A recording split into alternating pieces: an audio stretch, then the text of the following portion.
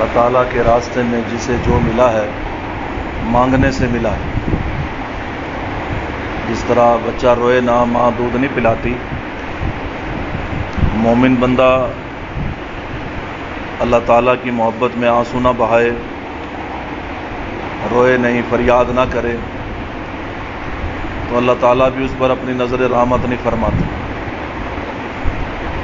تو یہ بھی کچھ اس طرح کے اشعار ہیں کہ اللہ تعالیٰ کے عشق و محبت کے۔ تیرے عشق کے گداگر بن گئے رومی جامی، تیرے عشق کے گداگر بن گئے رومی جامی، دے مجھے بھی بھیک اپنی، دے مجھے بھی بھیک اپنی، جھولی کو میں پھیلاؤں، تیرے عشق کے گداگر بن گئے رومی جامی۔ اللہ تعالیٰ فرماتے ہیں انتم الفقراء، تم سب فقیر ہو۔ تو فقیر کا کام ہی مانگنا ہے، اللہ سے مانگے کہ اللہ آپ ہماری ہدایت کا ارادہ فرمائیے، ہماری دوستی، اپنی دوستی کا ہمارے لیے ارادہ فرمائیے۔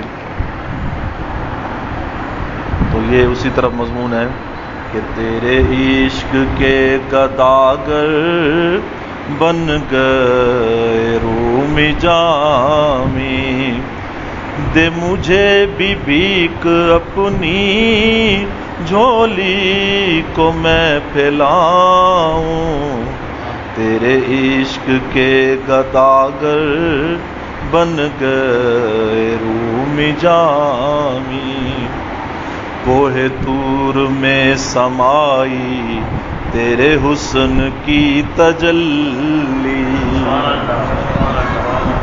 جب موسیٰ علیہ السلام نے کہا تھا کہ اللہ میں آپ کو دیکھنا چاہتا ہوں، اللہ فرمایا موسیٰ پہاڑ پر نظر رکھ، ہم اپنی تجلی کا ظہور کریں گے، اگر پہاڑ اپنی جگہ پر باقی رہا تو تو بھی مجھے دیکھ لے گا۔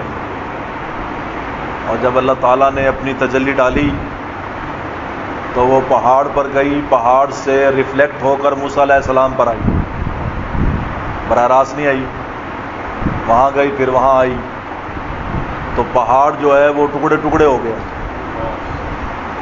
اور جب موسیٰ علیہ السلام پر پڑی تو موسیٰ علیہ السلام صرف بے ہوش ہوئے۔ تو اللہ والوں نے لکھا ہے کہ عاشق صادق کا دل جو ہے وہ پہاڑ سے زیادہ مضبوط ہوتا ہے۔ پہاڑ تو ریزے ریزے ہو گیا، لیکن موسیٰ علیہ السلام صرف بے ہوش ہوئے، جان سے نہیں گئے، بے ہوش ہوئے۔ لیکن اس تجلی کا ان پر یہ اثر ہوا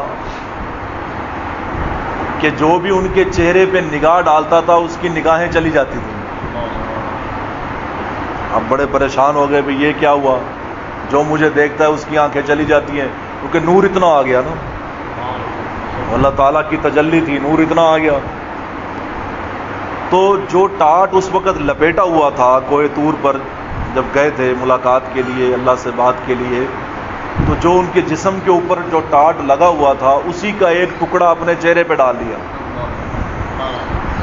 یہ بھی ان کی مخلوق کے ساتھ ہمدردی، میری وجہ سے دوسرے کی آنکھیں نہ ضائع ہوں، تو وہ ٹاٹ کیونکہ تجلی الہی وہ برداشت کر گیا تھا، تو اسی کا انہوں نے نقاب بنا لیا۔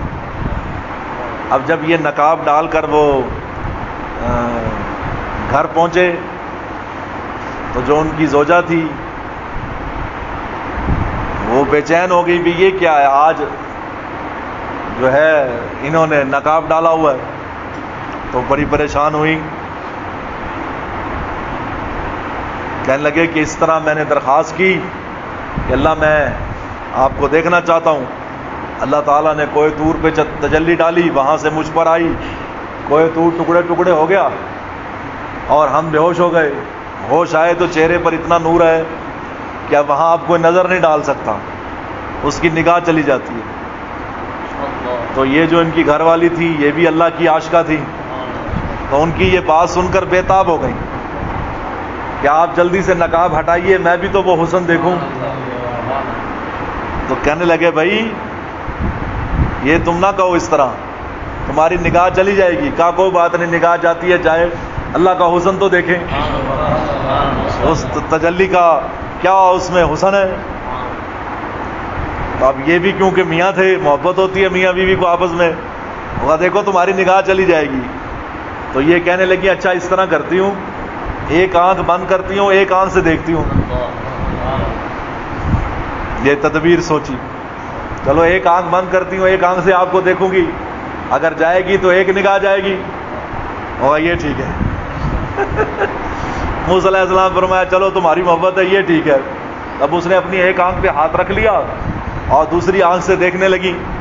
تو جیسے ہی موسیٰ علیہ السلام نے وہ ٹاٹ کی پلی جو تھی وہ ہٹائی، نقاب ہٹایا، تو جب ان کی نگاہ پڑی تو اتنا حسین، موسیٰ علیہ السلام نبی تو ویسے ہی اپنے زمانے کا سب سے حسین آدمی نبی ہوتا ہے، ان سے بڑھ کر کوئی حسین نہیں ہوتا۔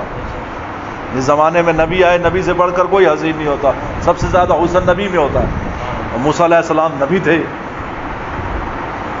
وہ ان پر جب تجلی پڑی تو ان کے چہرے کا نور اور پھر اللہ کی تجلی کا نور، تو نور علی نور ہو گیا، حسن اور بڑھ گیا۔ اب انہوں نے جو دیکھی تو اتنی بے قرار ہوئی اور ان کو اتنا لطف آیا کہ جو جس ہاتھ سے آنکھ دوسری بند کی ہوئی تھی وہ ہاتھ ہٹا کے دوسری آنکھ بھی کھول دی۔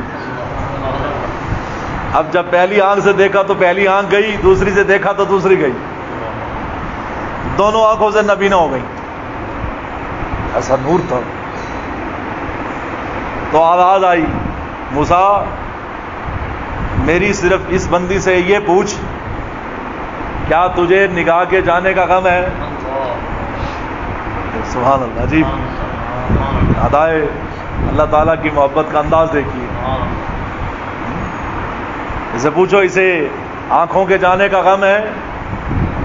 اور انہوں نے اپنی گھر والی سے کہا کہ اللہ فرما رہے ہیں کہ پوچھو اپنی زوجہ سے، اس کی تو دونوں نگاہیں چلی گئی تو اسے غم ہے۔ تو وہ تڑپ کے کہنے لگی کاش میری 100 نگاہیں ہوتی تو میں 100 کی 100 مولا پہ وار دیتا۔ یہ 2 آنکھیں کیا ہیں، ایسا مزہ آیا۔ اللہ تعالیٰ کو اپنی اس بندی کا یہ جواب، یہ ادا بڑی پسند آئی، تو اللہ تعالیٰ فرمایا لو تم امتحان میں پاس ہو گئی۔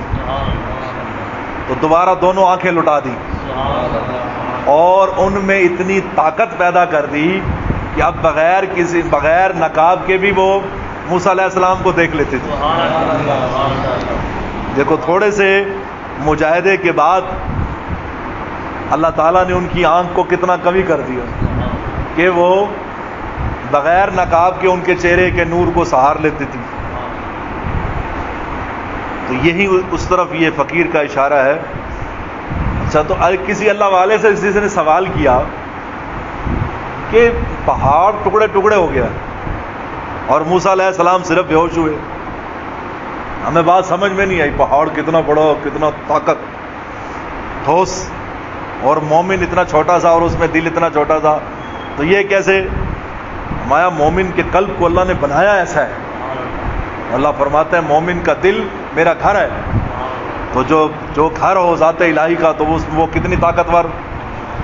اس لیے اس کائنات کے اندر سب سے جو قوی چیز ہے وہ 2 ہے، ایک ہوا ہے، بہت قوی ہے، سب سے زیادہ طاقت ہوا میں ہے، ہوا جب چلتی ہے تو منو ٹنو وزن اٹھا جاتی ہے، اور جو حقیقی ہے وہ دل ہے، مومن کا قلب اللہ نے ایسا بنایا۔ تو پھر وہ تو بڑی خوبصورت بات فرمائی ان اللہ والوں نے، فرمایا کہ پہاڑ ٹکڑے ٹکڑے کس لیے ہوا؟ میں تم سمجھے نہیں کہ پہاڑ نے جب دیکھا کہ ذات الہی کی تجلی آ رہی ہے تو پہاڑ کھل گیا، پہاڑ کھل گیا تاکہ میری جڑوں تک بھی اللہ تعالیٰ کی تجلی کا نور داخل ہو جائے۔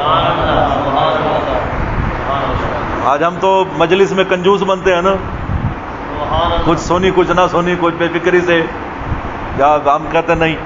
تو فرمایا وہ پہاڑ بھی تو اللہ کا عاشق تھا، وہ کھل گیا تاکہ پوری کی پوری تجلی نیچے تک چلی جائے۔ ایسے عجیب اللہ والوں کے اسرار ہوتے ہیں. تو یہ فقیر کا اسی طرح اشارہ ہے کہ کوہ طور میں سمائی تیرے حسن کی تجلی، کوہ طور میں سمائی تیرے حسن کی تجلی، گر تیری ہو اجازت دل اپنا میں بھی لاؤں، تیرے عشق کے گداگر بن گئے رومی جامی، تیرے عشق میں لگے ہیں جو زخم عاشقی کے. جب انسان اخلاص سے اللہ کے راستے میں چلتا ہے تو اپنے پرائے سب ستاتے ہیں. یہ سنت الہیہ ہے اور سنت نبی ہے. آپ علیہ الصلوۃ والسلام کو سب سے پہلے اپنوں نے ستایا. مشرکین تو بعد میں تھے، پہلے اپنے تھے. یہیں سے شروع ہوا کام، چلتے چلتے چلتے اور آخر تک آپ کے اس دنیا سے پردہ فرمانے تک منافقین آپ کو کان کی ایذا پہنچاتے رہ گئے. پہلے مکہ میں تھے تو مشرکین نے ستایا، مدینہ میں آئے تو منافقین نے ستایا، اور پھر منافقوں کی بات آخر تک آپ سہتے رہے. تو جب انسان ان باتوں کو سنتا ہے تو اس کے دل پہ زخم لگتا ہے. میں نے کیا ہے؟ میں نے کون سا ایسا جرم کیا ہے؟ میں نیکی کی طرف چل رہا ہوں، میں اللہ والا بننا چاہتا ہوں، میں خدا کا پیارا بننا چاہتا ہوں. مجھ سے کون سا ایسا جرم ہوا ہے کہ تمام مخلوقات، یاد رکھو ایک مرتبہ تمام مخلوقات دشمن ہو جاتی ہے. جب انسان ہمت کر کے استقامت حاصل کرنے کی کوشش کرتا ہے، اللہ تعالیٰ دوبارہ سارے کائنات کو اس کی محبت میں مبتلا کر دیتے ہیں. ابتدا میں نہیں، جب تک اصلاح نہیں ہوتی دل میں سے حب دنیا نہیں نکلتی. مال کی محبت ہے، جان کی محبت ہے، عام کاروبار کی محبت ہے، بیوی بچوں کی تمام محبتیں جب تک نکلتی نہیں تب تک دشمنی قائم رہتی ہے. اور جب انسان سب کچھ نکال دیتا ہے، صرف اللہ دل میں آ جاتے ہیں تو نظام الٹ دیا جاتا ہے. اب پھر پوری کائنات اس سے محبت کر رہی ہے. دشمن بھی اس کے لیے خیر کی پلاننگ کر رہے ہیں. جو پہلے دشمن تھے، جان لینا چاہتے تھے، وہیں اب اس کے لیے خیر سوچ رہے ہیں. راحت تو زمین و آسمان کو حکم ہو جاتا ہے کہ یہ میرا پیارا ہے. اب تم نے اس کے لیے بشر حافی رحمۃ اللہ علیہ جب چلتے تھے تو زمین کو حکم تھا جہاں میرے بشر کا پاؤں آئے، زمین اگر وہاں پر تیرے اوپر کوئی کانٹا، کوئی پتھر، کوئی گندگی، کوئی چیز ہے تو وہ اپنے اندر لے لیا کر. یہ بشر میرا بندہ ہے، اس کے پاؤں خراب نہ ہو. زمین کو حکم ہے. اور مرنے کے بعد بھی زمین کبھی کسی ولی کو نہیں کھاتی. حکم نہیں ہے زمین کو کہ آپ وہ جو ہے وہ ولی کے جسم کو کھا جائے، بلکہ وہ اس کی حفاظت کرتی ہے. تو پھر تیرے عشق میں لگے ہیں جو زخم عاشقی کے، تیرے عشق میں لگے ہیں جو زخم عاشقی کے، گر ان کو تو زباں دے، گر ان کو تو زباں دے، فرشتوں کو بھی رلاؤں. اللہ آپ کے راستے میں جو زخم لگے اگر آپ ان کو زبان دے دیں تو میری داستان سن کر فرشتے بھی روئیں گے. فرشتے رش کرتے ہیں کہ اللہ یہ اتنا کمزور انسان، اور اس کے باوجود ماحول ہے، نفس ہے، معاشرہ ہے، سب ستانے والے ہیں، یہ داڑھی بھی رکھ رہا ہے، ٹوپی بھی پہن رہا ہے، تلوار ٹخنوں سے اونچی بھی کر رہا ہے، نمازوں کی کوشش میں لگا ہوا ہے، ذکر اذکار کی کوشش میں لگا ہوا ہے، جھوٹ سے بچنے کی کوشش کر رہا ہے، معاملات کو درست کرنے کی کوشش کر رہا ہے، بد اخلاقی کو برداشت کر رہا ہے. اب تو بد اخلاقی عام ہے. آپ سبزی لینے نہیں جا سکتے، آپ کسی ہوٹل پہ نہیں بیٹھ سکتے، آپ کسی جگہ پہ نہیں جا سکتے، کیونکہ آلودگی ہی آلودگی ہے. زبان کا گھوڑا بے لگام ہے. ایسی ایسی باتیں، آپ چلتے پھرتے جا رہے ہو، سڑک پہ جا رہے ہو، وہاں پر بھی آپ کے لیے سڑک پہ چلنا جرم ہے. ایسی فضول قسم کی کانوں میں بات پڑے گی کہ انسان کہتا ہے میں گھر سے نہ نکلوں. آپ سبزی لینے نہیں جا سکتے، آپ گوشت لینے نہیں جا سکتے، آپ بازار میں نہیں جا سکتے۔ بد اخلاقی ایسی عام ہوئی، گالم گلوچ بالکل عام ہے، بلا تکلف گالیاں دی جا رہی ہیں، اور مومن بیچارہ کوڑ رہا ہوتا ہے اندر ہی اندر، کہتا بہتر تھا میں گھر رہتا، نیکی نہیں ہو سکتی تو گناہ سے تو بچوں۔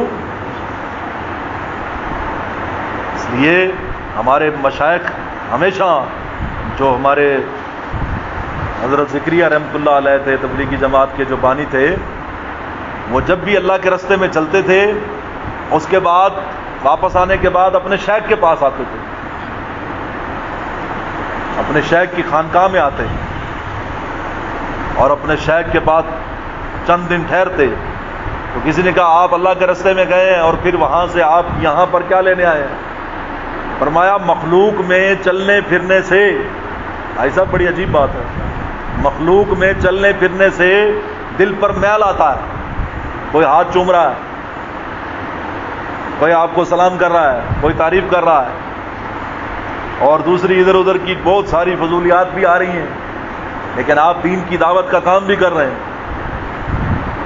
آپ کلمہ حق کو بلند کرنے کے لیے گھر سے نکلے ہوئے ہیں، آپ احیاء سنہ کے لیے گھر سے نکلے ہوئے ہیں، تو یہ بھی تو کام ہے نا، دین کی دعوت کا کام ہے۔ لیکن اس میل جول سے فرمایا کہ قلب کے اوپر میل آ جاتی ہے، اس قلب کے میل کی دھلائی کے لیے میں شیخ کے پاس آتا ہوں، ساری میل دھل جائے اور دوبارہ میرا رابطہ اللہ سے بحال ہو جائے۔